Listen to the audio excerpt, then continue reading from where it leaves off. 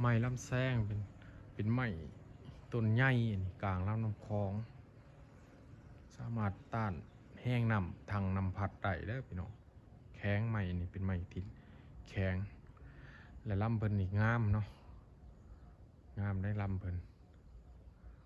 เป็นพุ่มเป็นหุ่มย่ำแรงไปลินไปกินข้าวดอนกลางลำน้ำคลองนี่สามารถส่วนห่มเพิ่นได้เด้อพี่น้องเด้อสามารถส่วนห่มเพิ่นได้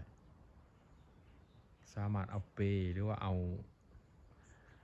ผ้าเอาแพร่ไปผูกเป็นที่นอนเป็นอูอยู่ห่มเพิ่นได้เป็นไม้ใหญ่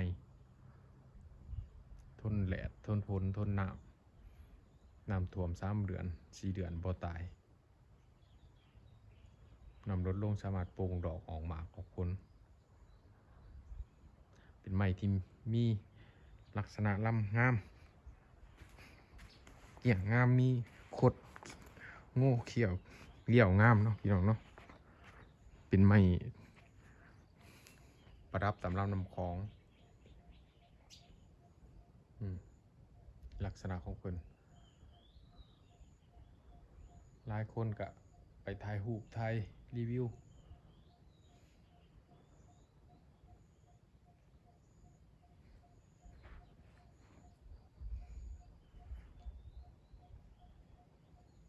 งามพี่น้องงาม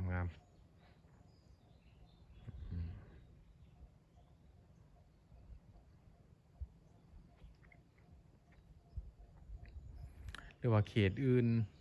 อาจสิเอิ้นบ่คือกันเนาะแต่ว่าเขตนี้บ้านนี้เนาะบ้านช้างเท้าเขาจะเอิ้นไม้ลำแซงชื่อว่ากลางลำน้ำคลองเปลือกมันสิเกี่ยงลักษณะคือ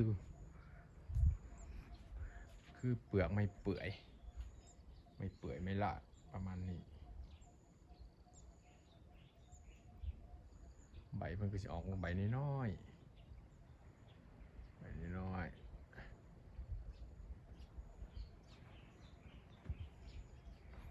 อาเนาะพี่น้องเนาะมื้อนี้ก็สวยพอประมาณขอจบคลิปเรื่องไม้ลำแซงสำนี้เนาะพี่น้องเนาะเดี๋ยวคลิปหน้าว่ากันใหม่เนาะคลิปนี้ขอจบสำนี้เนาะสบายดีพี่น้อง